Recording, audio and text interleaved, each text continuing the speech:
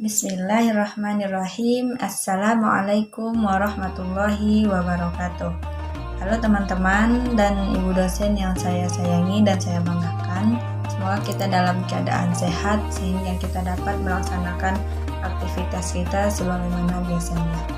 Puji syukur kehadirat Allah Subhanahu wa Ta'ala yang telah memberikan kita kesehatan, serta sholawat dan salam ke ruh Nabi besar Muhammad Sallallahu Alaihi Wasallam dengan lafaz Allahumma sholli ala Sayyidina Muhammad wa ala ali Sayyidina Muhammad. Teman-teman, saya Khadijah Lubis, mahasiswi AT semester 5 di Institut Islam Arif Jambi, akan mencoba mempresentasikan mata kuliah metode takhrij hadis dengan judul penelitian kesikohan perawi. Hadis merupakan salah satu pedoman umat Islam dalam segala hal ihwalnya. Seiring berjalannya waktu, pasca sepeninggal Nabi pada masa sahabat dan tabi'in, banyak qaul-qaul yang disandarkan kepada Nabi. Hingga akhirnya merasa sangat perlu untuk mengumpulkan hadis-hadis Nabi dan melakukan penelitian apakah hadis itu bersumber dari Nabi atau tidak. Dari sinilah kemudian muncul ilmu hadis yang diantaranya mengenai kesikohan perawi hadis. Sebelumnya, rawi ialah orang yang menyampaikan atau menuliskan dalam suatu kitab apa-apa yang pernah didengar dan diterimanya dari seseorang gurunya. Bentuk perbuatannya disebut riwayah dan menyampaikan hadis tersebut dinamakan meriwayatkan hadis. Contohnya, an Ummul Mukminin Aisyah radhiyallahu anha qalat qala Rasulullah sallallahu alaihi wasallam man ahdatsa fi amrina hadza ma laysa minhu fahuwa raddun. Dari Ummul Mukminin Aisyah radhiyallahu anha, beliau berkata bahwa Rasulullah Shallallahu Alaihi Wasallam pernah bersabda, barang siapa yang mengada-adakan sesuatu yang bukan termasuk dalam urusan agamaku, maka ia tertolak. Muttafaqun alaih. Dari contoh itu, yang dimaksud dengan rawinya adalah pada kata muttafaqun alaihnya. Sikoh menurut bahasa berarti terpercaya, sedangkan menurut istilah adalah orang yang adil lagi dobit. Jadi sikoh gabungan dari dua sifat yaitu adil dan dobit. Dengan demikian, sikoh adalah orang yang memiliki kemampuan untuk selalu konsisten dalam ketakwaan karena sifat adilnya dan sangat bagus hafalannya karena sifat dobitnya. Adapun beberapa persyaratan tertentu bagi seorang perawi dalam upaya meriwayatkan hadis ada 5. Yang pertama, syarat pertama adalah bahwa ia balik, artinya cukup umur ketika ia meriwayatkan hadis meskipun si perawi masih kecil waktu menerima hadis itu.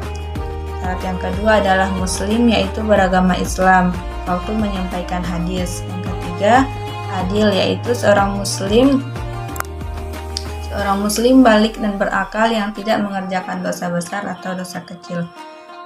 Syarat yang keempat adalah dobit, artinya tepat mengungkap apa yang didengarnya dan dihafalnya dengan baik sehingga ketika dibutuhkan ia dapat mengeluarkan atau menyebutkan kembali. Syarat yang kelima adalah tidak syadz, artinya hadis yang diriwayatkan tidak berlawanan dengan hadis yang lebih kuat atau dengan Al-Quran. Dari syarat-syarat tersebut di atas, ada 2 hal yang mendapat penekanan lebih, yaitu keadilan dan kedobitan perawi.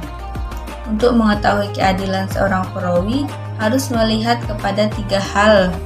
Yang pertama, popularitas dan keutamaan perawi di kalangan ulama hadis. Yang kedua, penilaian kritikus periwayatan hadis. Dan yang ketiga, penerapan kaidah jarh wa ta'dil.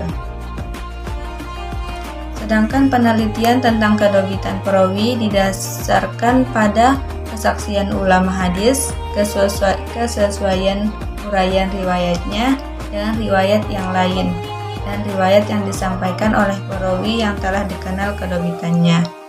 dan sekiranya pernah terjadi kekeliruan, maka kekeliruan yang dilakukan oleh perawi itu tidaklah sering-sering.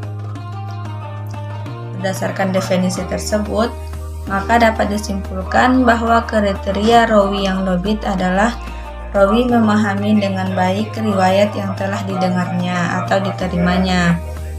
Rawi tersebut hafal dengan baik riwayat yang telah didengarnya atau diterimanya. Dan yang terakhir adalah rawi tersebut mampu menyampaikan riwayat yang telah dihafalnya dengan baik kapan saja yang ia kehendaki.